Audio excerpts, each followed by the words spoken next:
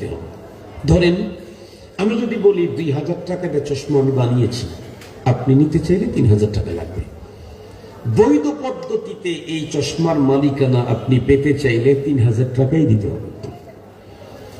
আমি যদি বলি যে 2000 টাকা দিয়ে বানিয়েছি, মাত্র 500 টাকাই দিয়ে দিব, সেটা আমার ব্যাপার। আমি যদি বলি 1 টাকাও দিতে হবে না, আমি ফ্রি আপনাকে গিফট করব, তাতেও সেটা আমার ব্যাপার। অন্য কারো এখানে প্রশ্ন করবার কোনো সুযোগ আছে কি? লা ইউসআলু আম্মা ইয়াফআলু ওয়া হুম ইউসআলুন। পৃথিবীর সবকিছু যেহেতু তার মালিকানায়, এ কারণে উনি যা করবেন তার কোনো কাজের উপরে কোনো প্রশ্ন করবার রাইটস পৃথিবীর কারণে সবগুলোর মালিককে উনি। আমার চশমা আমি টাকা দিয়েও দিতে পারি, টাকা ছাড়াও দিতে পারি। তার জান্নাত উনি কেমনে দিবেন সেটা তার ব্যাপার। এখানে কারো কালাম করবার কোন রকমের গুঞ্জাইশ নেই। এখন যদি জিজ্ঞাসা করেন হুজুর, আমরা তো আল্লাহর জান্নাতে যেতে চাই, জান্নাত পেতে চাই, মালিক তো আল্লাহ, এটা কি আমাদেরকে দিবেন? আল্লাহ হ্যাঁ দিবেন। কেমনে দিবেন? আমি যদি বলি বেচে দিবেন, তাতে ভুল হবে না। আল্লাহ তাআলা তার জান্নাতটাকে বেচে দিতে চান, বিক্রি করতে চান। আল্লাহ জান্নাত বিক্রি করবেন? হ্যাঁ, কোরআন শরীফের মধ্যে আল্লাহ তাআলা বলেন, ইন্নাল্লাহা আশতারা মিনাল মুমিনিনা আনফুসাহুম ওয়া আমওয়ালাহুম বিআন্না লাহুমুল জান্নাহ يقاتلون في سبيل الله فيقتلون ويقتلون। আল্লাহ তাআলা বলেন, নিঃসন্দেহে আল্লাহ খরিদ করেছেন ইমানদারের জান আর মাল, বিনিময়ে দিয়েছেন কি? জান্নাত। তাই জান্নাত আল্লাহ বিক্রি করবেন। কিন্তু মজার কথা হলো, আল্লাহ যে জান্নাত বিক্রি করবেন, উনি প্রথমেই বলেছেন আমার জান্নাতের কাস্টমার হতে চাইলে তাকে মুমিন হতে হবে। শুধুই ইমানদারের কাছে আমি আমার জান্নাত বিক্রি করব, অন্য কারো কাছে আমার জান্নাত বিক্রি করব না। ইন্নাল্লাহা আশতারা মিনাল মুমিনিন, শুধুই মুমিনের কাছে আল্লাহ তার জান্নাত বিক্রি করবেন। এটা মাথার মধ্যে রাখেন। এই পৃথিবীর যত মানুষ জান্নাতে যেতে চান, রব কিন্তু ঘোষণা দিলেন জান্নাত আমি বিক্রি করব, কিন্তু যার তার কাছে বিক্রি করব না। জান্নাতের খরিদার হতে চাইলে তাকে মুমিন হতে হবে। কোন কাফের বেঈমানের কাছে জান্নাত বিক্রি করবেন না। আল্লাহ যত কিছুর বিনিময় হোক বিক্রি করবেন না। এতক্ষণ পর্যন্ত একটা কথা আপনাদের জেহেনে আল্লাহ তাআলার মেহেরবানিতে ঢুকছে। এখন আসেন, এই কথাটাই আমি আর একটা সিস্টেম উপস্থাপন করব, তাহলে আমার মূল টার্গেট হাসিল হবে। সেটি হলো, হুজুর তাহলে আমরা পরপারে জান্নাত পেতে চাই, তো আল্লাহ আমাদেরকে জান্নাত দিতে চান কোন পদ্ধতিতে? তাহলে আমি জিজ্ঞেস করতে চাই, আপনারা পেতে চান কোন পদ্ধতিতে? আল্লাহ তাআলা পরপারে মানুষদেরকে জান্নাত দিবেন দুইটা সিস্টেমে। কয়টা সিস্টেম? দুই সিস্টেমে পরপারে আল্লাহ মানুষদেরকে জান্নাত দিবেন, দুইটা পদ্ধতিতে। এখন আপনি চয়েস করেন আপনি কোন পদ্ধতিতে নিবেন।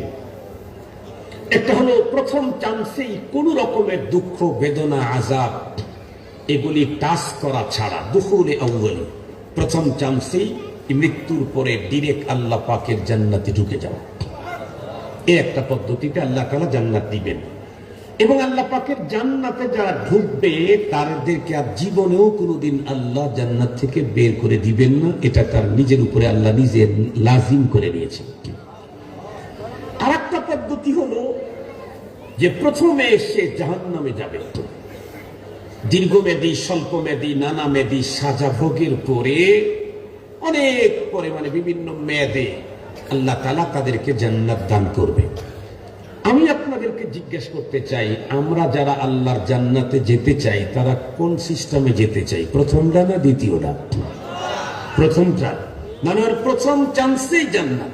কোন দুঃখ বেদনা ক্লেশ ক্লান্তি আগুনের শাস্তি কিছুই নিতে চাই না, ডিরেক্ট আল্লাহ পাকের জান্নাতে যেতে চাই।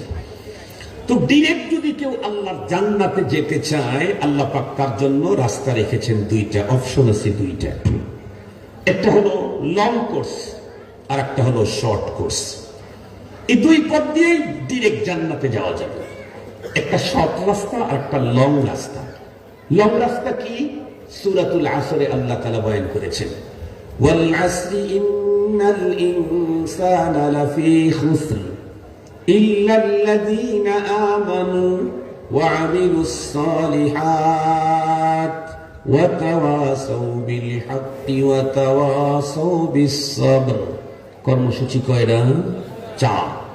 টোটাল লাইফে একদম মৃত্যু পর্যন্ত এই 4 পুঁজি অর্জন করে, এই পুঁজি নিয়ে কবর পর্যন্ত যেতে পারলে ডিরেক্ট আল্লাহ পাকের জান্নাত। হুজুর এটা তো লং, শর্ট কি? শর্টের মধ্যে এই 4 কর্মসূচির মাত্র 2টা, মাত্র 2টাও যদি কোনো মানুষ তার টোটাল লাইফে 2টা পুঁজি অর্জন করতে পারে, আর এই পুঁজি নিয়ে কবর পর্যন্ত যদি ঢুকতে পারে, তাহলে ডিরেক্ট আল্লাহ পাকের জান্নাতে যাবে, কোন রকমের আযাবকে টাচ করা ছাড়া। সেই 2টা কি? আজকের তেলাওয়াত করেছি ওই আয়াত, শর্ট কোর্স বলার জন্য। আল্লাহ তাআলা বলেন, ইন্নাল্লাযীনা আমানু ওয়া আমিলুস সালিহাত কানাত লাহুম জান্নাতুল ফিরদাউসি নুজুলা। নিঃসন্দেহে যে সমস্ত মানুষগুলি তাদের টোটাল লাইফে মাত্র 2টা পুঁজি অর্জন করবে, একটা হলো ঈমান আর একটা হলো নেক আমল। এই 2 পুঁজি অর্জন করে, এই পুঁজি নিয়ে যদি কবর পর্যন্ত যেতে পারে, রব্বুল আলামিন বলেন, কানাত লাহুম জান্নাতুল ফিরদাউসি নুজুলা, আমি তাদেরকে প্রথম চান্সেই জান্নাতুল ফিরদাউসের মেহমান বানায় দেব। কোন জান্নাত যেন? জান্নাতুল ফিরদাউস। তার মানে এর চাইতে উচ্চ মানের আর কোন জান্নাত নাই। এখন একটা প্রশ্ন আপনাদের মনের মধ্যে আসতে পারে, হুজুর আপনি না বললেন জান্নাতি হওয়ার 2টা কোর্স, একটা লং আর একটা শর্ট। তো শর্ট কোর্সে মাত্র 2টা কর্মসূচি, লং কোর্সে তার ডাবল 4 কর্মসূচি। শর্ট কোর্সের 2 কর্মসূচিতে জীবন কাটালে তাকেই যদি আল্লাহ পাক রব্বুল আলামিন জান্নাতুল ফিরদাউসে মেহমানদারি করেন, তাহলে লং কোর্সে যে 4 পুঁজি নিয়ে গেল, তারে কোন জান্নাত দিবেন? জান্নাতুল ফিরদাউসের উপরে তো আর কোন জান্নাত নেই। হুজুর আপনি যদি বলেন তাকে জান্নাতুল ফিরদাউস দেওয়া হবে, তাইলে তো তুলনামূলক এদের একটু ঠকা হবে। কারণ ওর ছিল 2 পুঁজি, এর আছে কয় পুঁজি? 4 পুঁজি। সেও জান্নাতুল ফিরদাউস 2 পুঁজি নিয়ে, এও জান্নাতুল ফিরদাউস ডাবল পুঁজি নিয়ে। এটা কেমন? না, আল্লাহ তাআলা কাউরে ঠকান না। দো সিতারা কুজা কুনি মাহরুম, দো সিতারা কুজা কুনি মাহরুম, তু কে বা দুশ্মনা নজরদারি। যে দুশ্মনকেও কখনো ঠকায় না, সে দোস্তকে ঠকাবার প্রশ্নই আসে। জান্নাতুল ফিরদাউসের চাইতে উন্নত জান্নাত নাই, ঠিক আছে? 4 কর্মসূচি নিয়ে, 4 পুঁজি নিয়ে যারা কবরে যাবে, তাকেও জান্নাতুল ফিরদাউস। আবার এই আয়াতে বললেন 2 পুঁজি নিয়ে যারা কবরে যাবে, তাকেও জান্নাতুল ফিরদাউস। তো কেমন হইল? কেমন হয় নাই, ভালো হয়েছে। এই বিষয়টাকে বুঝবার জন্য আপনাদেরকে একটু এয়ারপোর্টে যেতে হবে। এখন যারা দরকার নেই, বললেই বুঝবেন আর কি। দেখবেন যারা ইন্টারনাল অথবা ইন্টারন্যাশনাল এয়ারওয়েজ যাদের চলাফেরা আছে, অভ্যন্তরীণ বিমান অথবা আন্তর্জাতিক বিমান রুটে যারা চলাফেরা করেন, তারা জানেন বিমানে সিট থাকে 2 রকমের, একটা বিজনেস ক্লাস আর একটা ইকোনমি ক্লাস। বিমান কিন্তু একটা, সিট হলো 2 কোয়ালিটি, একটা বিজনেস ক্লাস আর একটা ইকোনমি ক্লাস। ইকোনমি ক্লাসের সিটের ফেয়ার যদি হয় 50,000 টাকা, বিজনেস ক্লাসের ফেয়ার হলো 1,10,000 টাকা, ডবলের চাইতে একটু বেশি।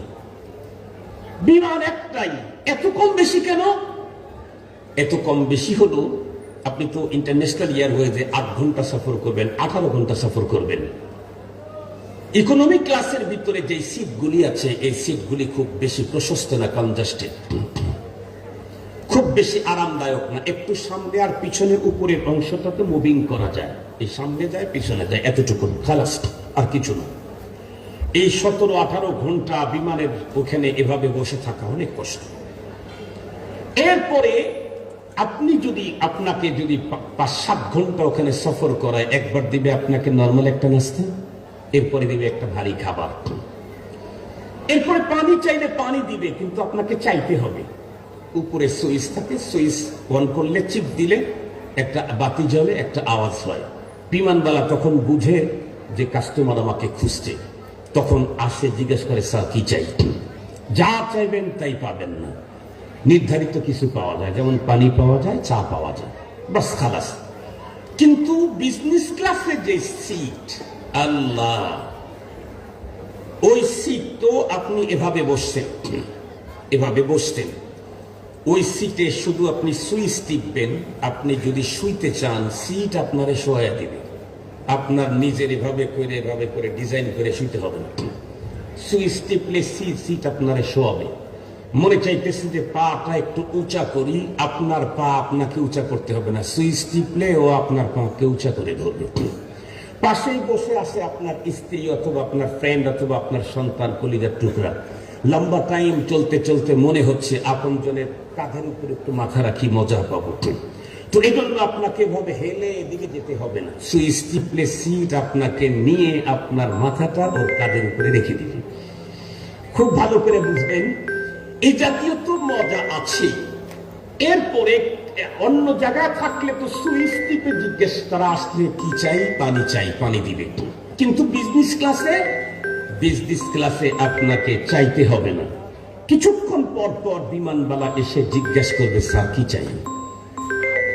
তারা এসে জিজ্ঞেস করবে স্যার কি চাই? স্যার কফি চাই কি? Black coffee, hot coffee, cold coffee, না চা চাই, নাকি জুস চাই? কিসের জুস চাই? এই জাতীয় অনেক কিছু যা আপনার বাসায় নেই ওখানে পাবেন। এই এত কম বেশি হওয়ার কারণে বিমান একটাই, কিন্তু ইকোনমি ক্লাস আর বিজনেস ক্লাসের এমন পার্থক্য। জান্নাতুল ফেরদাউস জান্নাত একটাই। যারা 2 পুঁজি নিয়ে কবর পর্যন্ত যাবে তাদেরকে ইকোনমি ক্লাস, যারা 4 পুঁজি নিয়ে কবরে যাবে তাদেরকে বিজনেস ক্লাস দেওয়া হবে। ঝামেলা আর তো আর ঝামেলা নেই, আর তো আর সমস্যা নেই, আর তো আর ঠকাঠেকি নেই। কি বলেন? এখন কথা হলো হুজুর, তো আল্লাহ পাক তো বললেন 2টা পুঁজি নিয়ে কবরে গেলে জান্নাতুল ফেরদাউসে মেহমানদারি করবেন। কতদিন মেহমানদারি যে করবেন আল্লাহ, কতদিন? এমন প্রশ্ন বান্দায় করবে দেখে আল্লাহ উত্তর দিয়ে দিয়েছেন খালিদিন। আমরা জিজ্ঞাসা করলাম কতদিন?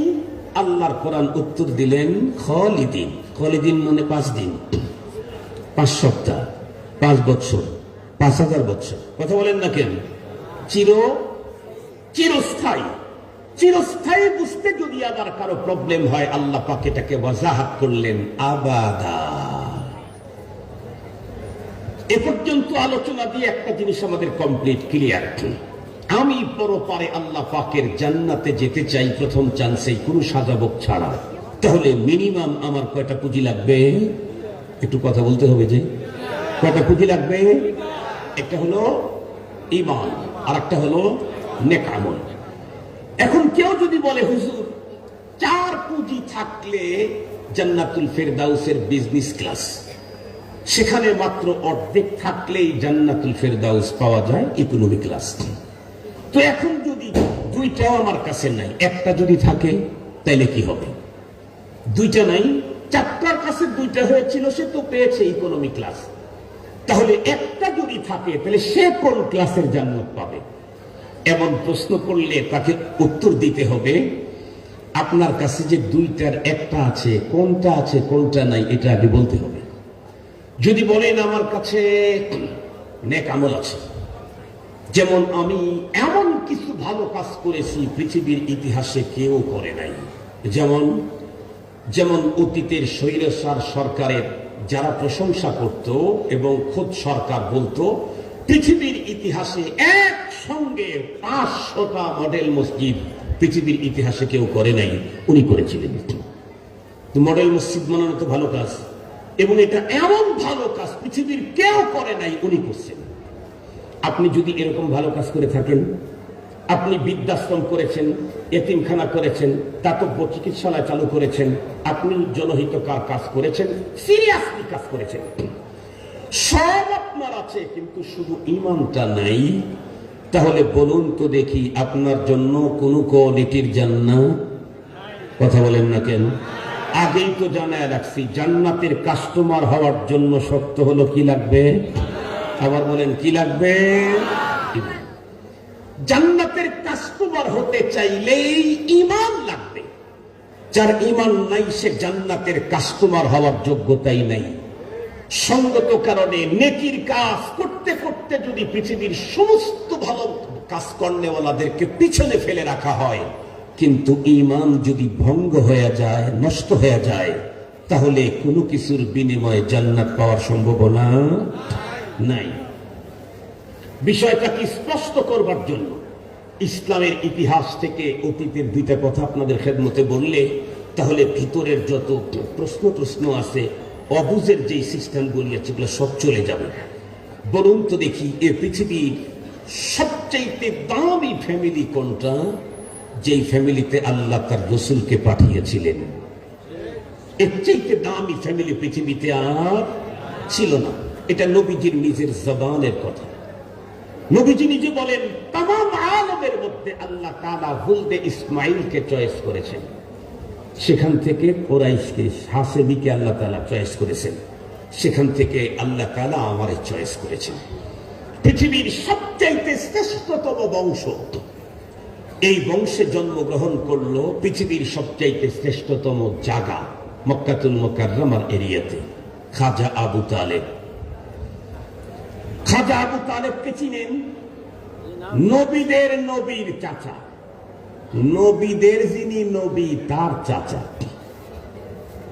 এ খাজা আবু তালেব ইসলামের জন্য এমন কোরবানি করেছে, আমার মতো আব্দুল বাসেতের মতো 10,000 না 10 লাখ আব্দুল বাসেত এক জায়গায় করলেও আমাদের ইসলামের জন্য কোরবানির চাইতে খাজা আবু তালেবের একা ইসলামের কোরবানি অনেক বেশি।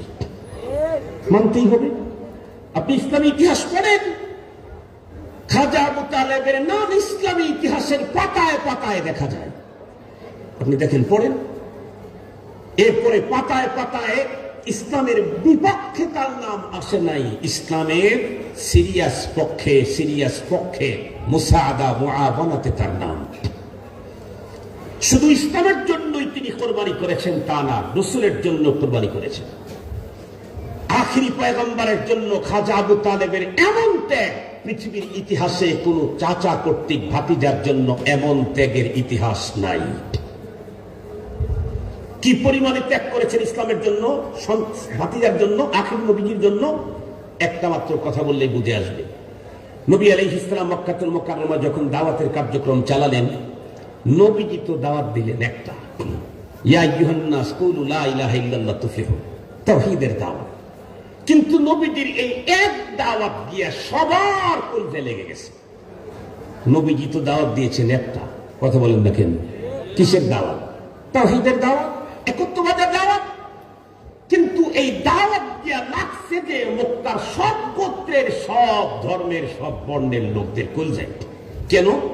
সবাই এখান থেকে অন্যদিকে, সবাই এখান থেকে অন্যদিকে। বাংলাদেশে দেখবেন রাজনৈতিক দল যারা করে, ওলামায়ে কেরাম যখন রাজনীতির কথা বলে, এটা সবারই গায়ে গিয়া লাগে। কেন? কারণ উলামায়ে কেরাম সাম্যের কথা বলে, ইনসাফের কথা বলে, তাওহীদের কথা বলে, শিরক থেকে মুক্ত থাকতে বলে, অনিয়ম থেকে মুক্ত থাকতে বলে, এটা সবার গায়ে গিয়েই লাগে। মুহতারাম হাজিরিন, সেদিকে যেতে চাই না। রাসূল করিম সাল্লাল্লাহু আলাইহি ওয়াসাল্লাম দাওয়াত দিলে মক্কার সমস্ত গোত্রের লোকেরা মহাজোট করল নবীজির বিরুদ্ধে। মহাজোট করে তাদের প্রতিনিধি দল পাঠিয়ে দিল মক্কার বড় লিডার খাজা আবু তালেবের কাছে। তারা এসে বলল, আমাদের বিগ বস, বড় নেতা, আপনার ভাতিজা যদি নির্ধারিত কোনো একটা দল, গ্রুপ, কাফেলার বিরুদ্ধে কথা বলতো, সেটা মেনে নিতাম। আপনার ভাতিজা সবার বিরুদ্ধে কথা বলে, অথচ নবীজি কারো বিরুদ্ধে বলেন না, এক আল্লাহর পক্ষে বলেন। এই পক্ষে বলার কারণে সবার বিপক্ষে চলে গেছে। এই জন্য আমরা কিন্তু তাকে ছাড় দিতে রাজি নেই। তো কি করতে হবে? আপনি তাকে রুখেন, সে যদি না রুখে আপনার বিরুদ্ধে আমরা সিদ্ধান্ত নিতে কুণ্ঠাবোধ করব না। খাজা আবু তালেব পয়গম্বর সাল্লাল্লাহু আলাইহি ওয়াসাল্লামের কাছে এসে বললেন, ভাতিজা, সবাই তোমার উপরে খেপে গেছে, তোমার দাওয়াত নাকি সবার লাগছে, এখন তো কাজ করা কঠিন, বাবা এটা একটু বন্ধ করা যায় না? নবী আলাইহিস সালাম তখন উত্তর করলেন, চাচা আপনি এটা কি বললেন? কি বললেন? আমাকে তো রব পৃথিবীতে পাঠিয়েছেন এ কাজের জন্য, আমি এটা বন্ধ করবো কেমনে? আল্লাহ কোরআনে আল্লাহ তাআলা নিজেই বলেন, হুয়াল্লাযী আরসালা রাসূলাহু বিল হুদা ওয়া দীনিল হাক্কি লিইয়ুযহিরাহু আলাদ-দীনি কুল্লিহি ওয়ালাউ কারিহাল মুশরিকুন। আল্লাহ পাক নিজেই বলেন, তিনি তো ওই মালিক যিনি তার রাসূলকে পৃথিবীতে দ্বীনে হক দিয়ে পাঠিয়েছেন। কেন? সমস্ত বাতিল দ্বীনের উপরে দ্বীনে হককে বিজয় করবার জন্য। আল্লাহ পাক রব্বুল আলামিন শুধু এতটুকুন বলেই ক্ষান্ত হন নাই, আল্লাহ পাক তার পয়গম্বরকে ডেকে বললেন, কুল হাদিহি সাবিলি আদউ ইলাল্লাহি আলা বাসীরাতিন আনা ওয়া মানিত্তাবানি। ওগো হাবিব আমার, আপনি ওপেন বলেন,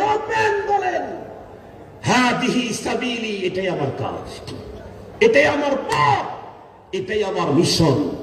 আদউ ইলাল্লাহ, আমি পৃথিবীর মানুষকে এক আল্লাহর দিকে আহ্বান করব, এটা আমার কাজ, এটা আমার মিশন, এটাই আমার পথ, এজন্য আমি এসেছি। এটি থেকে বন্ধ করবার কোন সুযোগ নেই।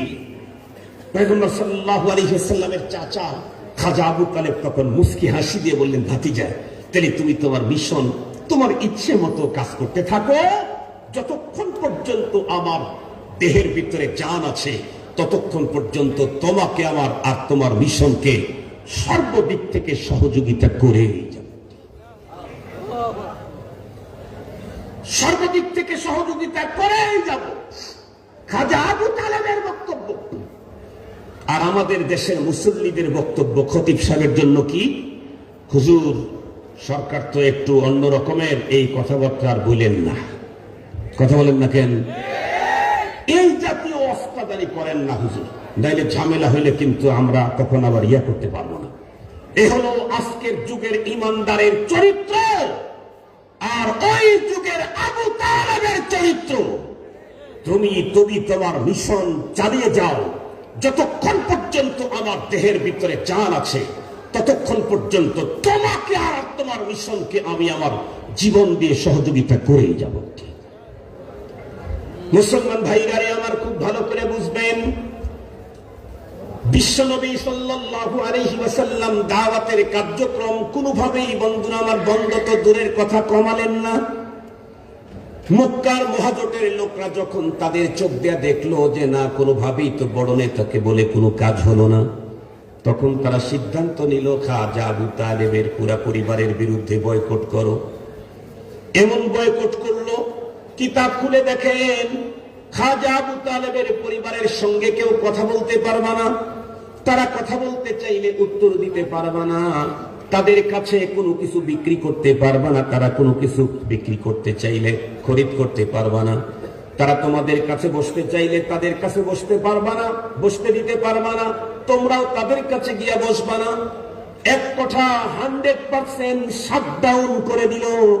3 বছর পর্যন্ত কঠিন দুর্বিষহ জীবন কাটাইলো। একটা পর্যায়ে জীবন বাঁচাতে গিয়ে গাছের পাতা পোতা খাইলো, তবুও ইসলামের এই কাজ থেকে পিছে সরে নাই। এত বেশি কোরবানি করার পরেও খাজা আবু তালেব বলুন তো দেখি, লোকটা কি জান্নাতি না জাহান্নামী? কেন? কারণ তার নেকির কোনো অভাব ছিল না, কিন্তু তার ঈমানের, বন্ধুরা আমার, পুঁজি না থাকার কারণে এই লোকটা নবীর চাচা হওয়ার পরেও জান্নাত নাই। যতদূর পর্যন্ত মাইকের আওয়াজ যায়, মডেল মসজিদ করেছেন, এরপরে বিশ্ব ইজতেমার জায়গা দিয়েছেন, এরপরে কাকরাইল মসজিদ করেছেন, কেউ কেউ বিসমিল্লাহ ঢুকাইছেন, কেউ কেউ মসজিদের বিল ফ্রি করে দিয়েছিলেন। এ জাতীয় হাজার নেকির কাজের কথা আপনারা বলেন, আমাদেরকে শুনুন। নিঃসন্দেহে এগুলি ভালো কাজ, কিন্তু এই ভালো কাজের মাধ্যমে পরপারে কিছু পেতে চাইলে প্রথম যেই জিনিসটা লাগবে তার নাম হলো ঈমান। ঈমানের খোঁজ লাগান। নেকির কাজ তো অনেক করেছেন, খাজা আবু তালেবের মতো তো ইমানহীন হয়ে যান নাই। যদি হয়ে গিয়ে থাকেন, নবীদের নবী চাচা হওয়ার পরেও খাজা আবু তালেবের মুক্তির কোনো পথ নাই, সেখানে আপনি কার চাচা? কথা বলেন না কেন? আপনি কার চাচা? মুসলমান ভাইরারে আমার খুব ভালো করে বুঝবেন, কোন একজন মানুষ পরকালের জীবনে জান্নাতি যদি পেতে চায়, ইমান তার লাগবেই লাগবে। ইমানহীন কোন অবস্থাতেই জান্নাতে যাওয়ার কোনো সুযোগ নাই। ইমানটা যদি অতীব দুর্বল হয়, একেবারে দুর্বল ইমান, তারপরেও এই ইমান নিয়ে যদি কবরে যেতে পারে, স্বল্পমেয়াদী দীর্ঘমেয়াদী সাজা ভোগের পরে জান্নাত পাবেই পাবে।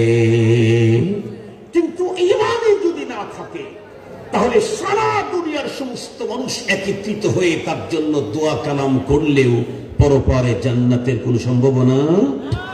এই সাবজেক্টটা আমি আজকে চয়েস করলাম কেন? এই সাবজেক্ট চয়েস করেছি হলো এই কারণে, খুব ভালো করে বুঝবেন, বিগত সময়ে কোভিড-19 আক্রমণের মুহূর্তে বিশ্ব স্বাস্থ্য সংস্থা পৃথিবীর মানুষকে সজাগ করেছিল যে নতুন এক ভয়ঙ্কর ভাইরাসের আক্রমণ হয়েছে। এখান থেকে বাঁচতে চাইলে পিপি পরতে হবে, ফেস মাস্ক পরতে হবে, হাত ধুইতে হবে, হোম কোয়ারেন্টাইনে থাকতে হবে। শেষ পর্যন্ত আবার কথা বলেন ভ্যাকসিন আবিষ্কার করে বলল, এই ভ্যাকসিন দিতে হবে, 1 ডোজ দিয়ে হবে না, 2 ডোজ দিতে হবে, 2 ডোজ দিয়ে হবে না, বুস্টার ডোজও লাগাতে হবে। ঠিক বললাম না বেঠিক বললাম? এদেশের স্বাস্থ্যবিদেরা যেমন মানুষের স্বাস্থ্যের ঝুঁকি আসলেই বিশ্ববাসীকে তারা যেমন সজাগ করে, এদেশের উলামায়ে কেরাম ইমানের আমলের উপরে ঝুঁকি আসলে পৃথিবীর মুসলমানদেরকে তাদের ইমানের ব্যাপারে সজাগ করে।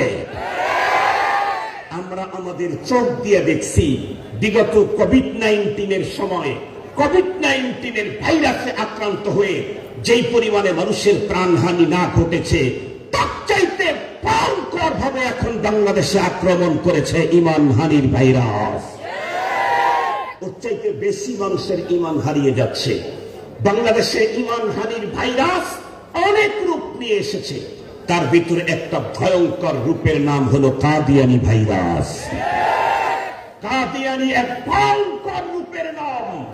এই কাদিয়ানি ভাইরাস যার ভিতরে ঢুকতেছে তার ইমানকে শেষ করে ফেলতেছে।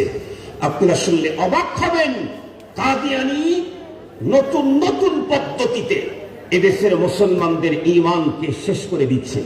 যাকে যেইভাবে ভাইরাস আক্রমণ করতে পারে, কারো নাক দিয়ে ঢুকছে, কারো চোখ দিয়ে ঢুকছে, কারো হাতে হাতে কাজ লাগার কারণে ঢুকেছে। কাদিয়ানি ভাইরাস তার চাইতে ভয়ঙ্কর। শুনলে অবাক হবেন, এদেশের যেই সমস্ত মানুষগুলি ধর্মকর্ম সম্পর্কে কোনো জ্ঞান রাখে না, জগতের বিদ্যা অনেক আছে, চেয়ারও অনেক বড় আছে, বাংলাদেশে পর্যন্ত যতবার উলামায়ে কেরাম কাদিয়ানীদেরকে রাষ্ট্রীয়ভাবে অমুসলিম ঘোষণা করার দাবি নিয়ে এগিয়েছে, ততবার বড় চেয়ারে বসে থাকা বড় কাফের গুলাই ভেটো দিয়েছে। মুহতারাম হাজিরিন, আমাদের দেশের বড় বড় শিক্ষিত অনেকেই এই ভাইরাসে আক্রান্ত হয়ে ঈমান নাই, কাফের হয়ে গেছে। কেন? আমাদের দেশের অধিকাংশ ইংরেজি শিক্ষিত বলি নকলকে অত বেশি প্রমোট করে না, আকলকে যত বেশি প্রমোট করে। ভালো করে মনে রাখবেন কথাগুলি, নকলকে অত বেশি প্রমোট করে না, আকলকে যত বেশি প্রমোট করে। দেখবেন আমাদের দেশে অনেক সময় টক শো হয়, কথা বলেন না কেন? টক শো হয় না, হয় না? টক শোতে যারা বসে, এখানে যদি কোনো ইসলামী কোনো বিষয় আসে, টকশোতে বসে বসে বুদ্ধিজীবীরা প্রশ্ন করে, শরীয়তের এই বিধানটা এরকম হলে তো এই এই এই এই অসুবিধা হবে, এটা তো বুঝে আসে না। আরে তুমি বুঝে আসে আর না আসা বলার কে? তুমি তো খুলিকতা মিন নুতফা, তোমাকে তো নাপাক পানি দিয়ে তৈরি করা হয়েছে। তোমাকে তৈরি করেছেন রব। রব যে আইন দিবে সেটা তোমাকে মানতে হবে। কেন বলার অধিকার তোমার বাবারও নাই? বলেন, আমি যদি কোনো কোম্পানির মালিক হই আর সেই কোম্পানির কর্মচারী যদি আপনি হন, আমি যদি কোম্পানির কোনো কাজের ব্যাপারে আপনাকে অর্ডার করি, সেখানে আপনি কি কথা বলার অধিকার আছে, স্যার এটা করলে কিন্তু ভালো হবে না, এটা করতে পারেন না, এই বলার অধিকার আছে কি? অথচ আপনিও মানুষ, আমিও মানুষ। অনেক ক্ষেত্রেই মালিকের চাইতে কর্মচারী বেশি ব্রেনওয়ালা হয়, বেশি যোগ্যতা সম্পন্ন হয়, বেশি তার ডিগ্রি থাকে, এমনকি পুরা কোম্পানি তার উপরে ডিপেন্ডেন্ট হয়। এরপরেও মালিক কথা বললে শ্রমিকের কথা বলার কোনো অধিকার নাই। মালিক আর শ্রমিকের ভিতরে যদি এই পার্থক্য হয়, তুমি তো সৃষ্টি আর আসমান জমিনের মালিক, আল্লাহ হলেন তোমার স্রষ্টা। সুতরাং উনি যেটা বলেছেন সেইখানে কেন কি এই প্রশ্ন করবার অধিকার? লা ইউসআলু আম্মা ইয়াফআলু ওয়া হুম ইউসআলুন। যেহেতু তারা আকল নির্ভরশীল, এজন্য তাদেরকে কিভাবে ডাইভার্ট করে একটু শুনেন। ওরা বলে, দেখেন আল্লাহ পাকের চিরাচরিত একটা সিস্টেম আছে দুনিয়াতে। কি? আল্লাহ পৃথিবীর মানুষকে গোমরাহি থেকে মুক্ত করবার জন্য, তার সাথে সম্পর্ক জড়িয়ে দেওয়ার জন্য আল্লাহ কিতাবুল্লাহ আর রিজালুল্লাহ পাঠিয়েছেন। একজন নবী চলে যাওয়ার পর পরই শর্ট টাইমের ভিতরে আরেকজন নবী আল্লাহ পাঠিয়ে দিতেন। কেন? মাঝখানে গ্যাপ তৈরি হলে মানুষ ধর্মকর্ম তো ভুলেই যেত, মানুষত্ব বোধটাও হারিয়ে ফেলত। যেমন যেমন আমাদের ঈসা পয়গম্বরের পর থেকে মহানবী মুহাম্মদ রাসূল সাল্লাল্লাহু আলাইহি ওয়াসাল্লাম পর্যন্ত মাত্র 550 বছর, 500 বছরের একটা গ্যাপ ছিল। এই টাইমটাতে নবী না থাকার কারণে মানুষ ধর্মকর্ম তো ভুলে গিয়েছিল, মানুষত্ব বোধ তার ভিতরে ছিল না। তো তাহলে কি হবে? আমাদের সর্বশেষ নবী মুহাম্মদ সাল্লাল্লাহু আলাইহি ওয়াসাল্লাম উনি দুনিয়া থেকে চলে গেছেন 1500 বছর আগে। কিয়ামত পর্যন্ত যদি কোনো নবী না আসে, তাহলে দুনিয়ার মানুষ সব গোমরা হয়ে যাবে। এই জন্য আল্লাহ পাক নবী পাঠাবেন, আর সেই রকমের একজন নবী গোলাম আহমদ কাদিয়ানী। এই হলো একটা পদ্ধতিতে যারা আকল নির্ভরশীল হয়, তাদেরকে এই পদ্ধতিতে এই ভাইরাস ঢুকায় দেয়। তারা চিন্তা করে, তো একটা যুক্তিযুক্ত কথা। যারা একটু বুঝমান তারা বলে, এই মেয়ে কি বললা তুমি? স্পষ্ট কোরআনে আছে, মা কানা মুহাম্মাদুন আবা আহাদিন মিন রিজালিকুম ওয়ালাকিন রাসূলুল্লাহি ওয়া খাতামান নাবিয়্যিন। নবীজি মুহাম্মদ সাল্লাল্লাহু আলাইহি ওয়াসাল্লাম সর্বশেষ নবী। তুমি এটা কি বললা? তাদেরকে তখন বলে, শুনো, বিষয়টা আসলে এরকম না। কি বিষয়? কি বিষয়? হলো মুহাম্মদ সাল্লাল্লাহু আলাইহি ওয়াসাল্লামকে আমরা নবী মানি, সর্বশ্রেষ্ঠ নবী মানি, সর্বশেষ নবী মানি। তবে মনে রেখো, লম্বা টাইম পর্যন্ত নবী আর পৃথিবীতে আসবেন না। নবীর এই কাজগুলি দুনিয়াতে চালাবার জন্য আল্লাহ কিছু সহযোগী, সহকারী নবী পাঠাবেন। কথা বলেন না কেন? একটু নাউজুবিল্লাহ বলেন। অ্যাসিস্ট্যান্ট নবী, অ্যাসোসিয়েট নবী, জিল্লি নবী, ছায়া নবী। যার কাছে যেই শব্দ বললে এই ভাইরাস আক্রমণ করতে পারে, তার কাছে সেই শব্দ বলেই তাকে এই ভাইরাস ঢুকিয়ে দিয়ে ঈমানহীন করে ফেলতেছে।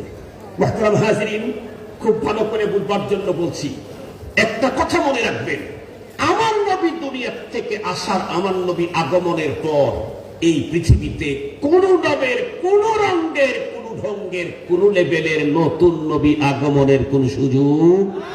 আবার বলেন, কোন রঙের, কোন ঢঙ্গের, কোন রকমের নতুন নবী আগমনের সুযোগ নাই। মুহতারাম হাজিরিন, কিন্তু এই নানা রকমের সূক্ষ্ম সূক্ষ্ম ষড়যন্ত্রের জাল দিয়ে এদেশের হাজার মুসলমানদের ঈমান হানি করে ফেলতেছে। এ কারণেই আমি বলতে আজকে এই সাবজেক্ট নিয়েছি। আপনি অনেক ভালো কাজ করেন, আবার নাম দিয়েছে আহমদিয়া মুসলিম জামাত। অনেক ভালো কাজ করেন, অনেক নেকির কাজ করেন, কিন্তু ঈমান যদি ভঙ্গ হয়ে যায়, তাহলে কিন্তু পরপারে মুক্তির কোনো পথ, কমপক্ষে 2 পুঁজি নিয়ে কবর পর্যন্ত যেতে হবে। আপনি যদি এমনটি করে ফেলেন, 70 বছর পর্যন্ত রাজনীতি করলেন, এতদিন পর্যন্ত আপনি ব্যক্তিগত জীবনে ইসলামী শরিয়াকে বিশ্বাস করেছেন, সামাজিক জীবনে বিশ্বাস করেছেন, ফ্যামিলি জীবনে বিশ্বাস করেছেন, এখন এসে যদি আগামী দিনে চেয়ারের দিকে তাকায় দেখতেছেন ওপারের দাদা বাবু ছাড়া তো আমাদের চেয়ার টেকসই হয় না, সুতরাং তাদেরকে খুশি করবার জন্য যদি বলেন রাষ্ট্রীয় জীবনে ইসলামী শরিয়াকে মানি না, তাহলে আপনার ঈমান আছে না কাটা তারের ওই পারে গেছে? আর একটু জোরে বলেন, আর একটু জোরে বলেন। যতক্ষণ পর্যন্ত তাজদীদে ঈমান না করবেন, ততক্ষণ পর্যন্ত এই কথা বলার পরে যদি আপনি মারা যান, আর আপনার জানাজায় যদি হারামাইন শরীফাইনের ইমামদেরকে দিয়া 144 বার জানাজা পড়ানো হয়, কিয়ামত পর্যন্ত সমস্ত মাদ্রাসাওয়ালা আপনার জন্য কন্টিনিউ কোটি কোটি খতম করে যদি আপনার নামে দেয়, একটা নেকি কবরে ঢোকার কোন সম্ভাবনা নাই। শুধু কি তাই? আপনারা বলুন কি হচ্ছে এখন? ঈমান ভঙ্গের হিড়িক লেগে গেছে। শুধুই আগামী দিনে চেয়ারের লালসায় লিপসায় এতটাই অন্ধ হয়ে গেছে এখন। কয়েকদিন আগে এক বক্তার বক্তব্য শুনলাম, উনি বললেন কবরে ঢুকতেই তিনটা প্রশ্ন করা হবে, মান রব্বুকা ওয়া মা দীনুকা ওয়া মান হাদা রাজুলুল্লাযী বুইসা ফীকুম। উনি বলেন এই তিনটা প্রশ্নই রাজনৈতিক প্রশ্ন। একটু নাউজুবিল্লাহ, একটু আসতে বললে আর একটু জোরে বলেন। তার মানে আল্লাহর জগতে এর চাইতে বড় জাহেল মনে হয় আল্লাহ তাআলা বানায় নাই, বিশ্ব সেরা জাহেল। মান রব্বুকা ওয়া মা দীনুকা ওয়া মান হাদা রাজুলুল্লাযী বুইসা ফীকুম, তিনটাই নাকি রাজনৈতিক প্রশ্ন। আরেকজন তো বলে ফেললো ঈসা, মুসা, ইব্রাহিম, কৃষ্ণ, কৃষ্ণ, বিষ্ণু যা আছে সব একই। আর একটু জোরে বললেন না যে? আর একটু জোরে বলেন। রোজা আর পূজা একই, কথা বলেন না কেন? আরো জোরে বলেন। এই জাতীয় শব্দ যারা ব্যবহার করবে, ও যদি তাহাজ্জুদ গুজার বুজুর্গ হয়ে থাকে, এই জাতীয় কথা বলার পরে ঈমান। আর একটু জোরে বলেন। আমি যদি প্রতিমার ওখানে গিয়ে প্রতিমাকে প্রণাম দেই তাহলে তো ঈমান থাকে। আর একটু জোরে বলেন।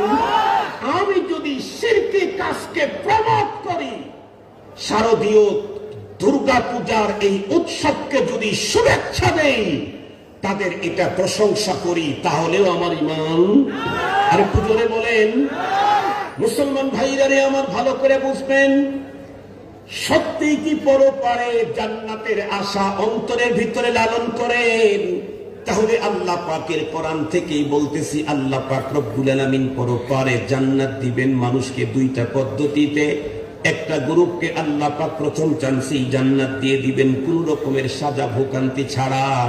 এই পদ্ধতিতে আল্লাহর জান্নাতের মালিকানা নিতে চাইলে পথ হলো দুইটা। একটা পথের ভিতরে চার কর্মসূচিতে জীবন কাটাতে হবে।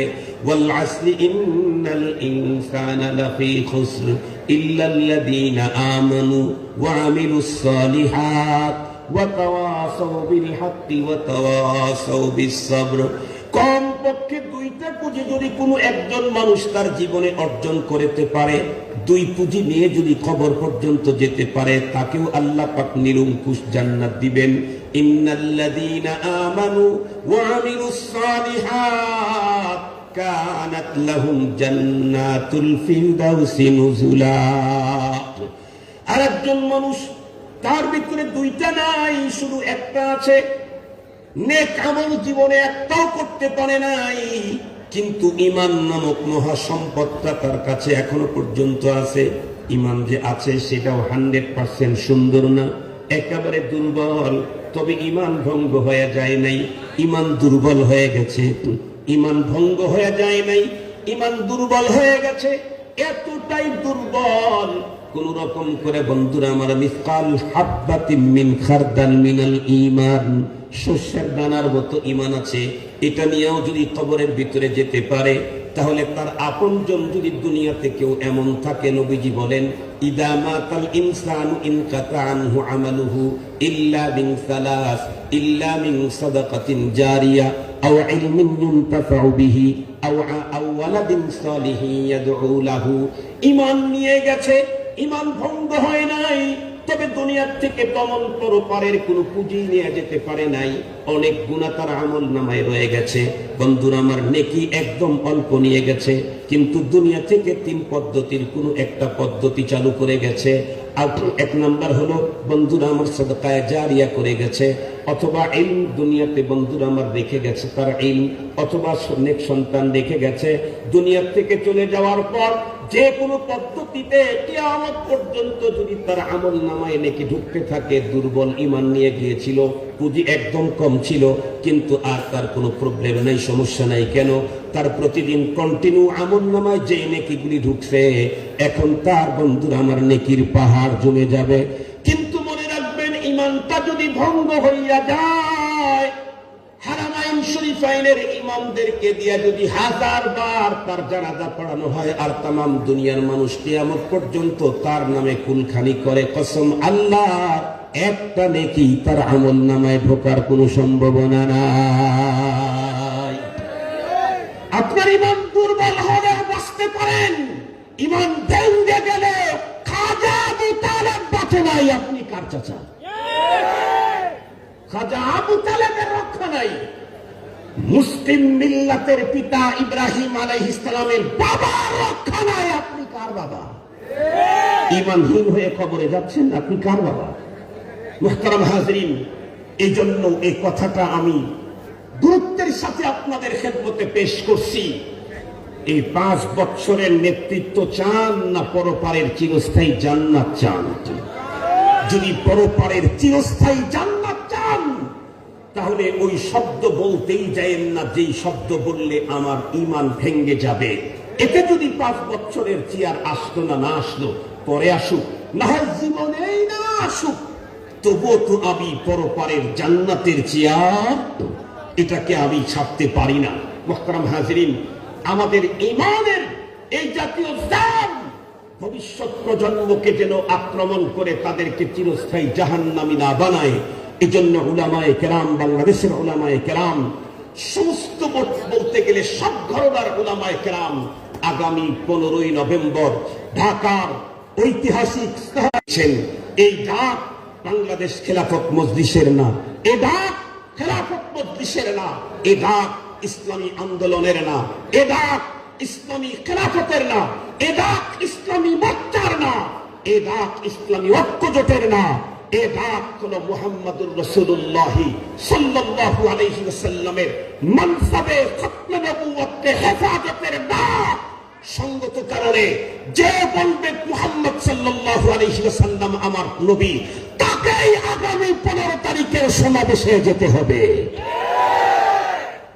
এটা বাংলাদেশ খেলাফত মজলিসের ডাক না, মুহাম্মদুর রাসূলুল্লাহর মানসাবে খতমে নবুয়্বতের হেফাজতের ডাক।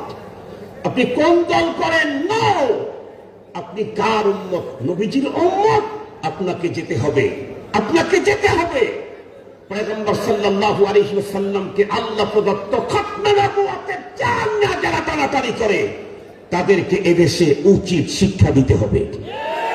আমাদের স্পষ্ট বার্তা উলামায়ে কেরাম আমাকে বলেছে, এখনো বলছি, এদেশে হিন্দু আছে, বৌদ্ধ আছে, চারাল আছে, মত আছে, নিজ নিজ পরিচয় নিয়ে আছে।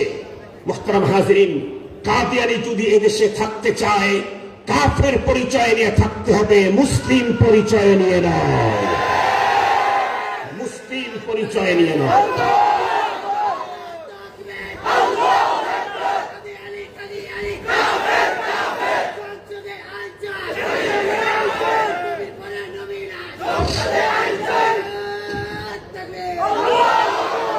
স্পষ্ট বার্তা যতদূর পর্যন্ত মাইকের আওয়াজ যায়, কাদিয়ানীদের ইস্যুকে নরমাল করে ভাববার কোন সুযোগ নেই।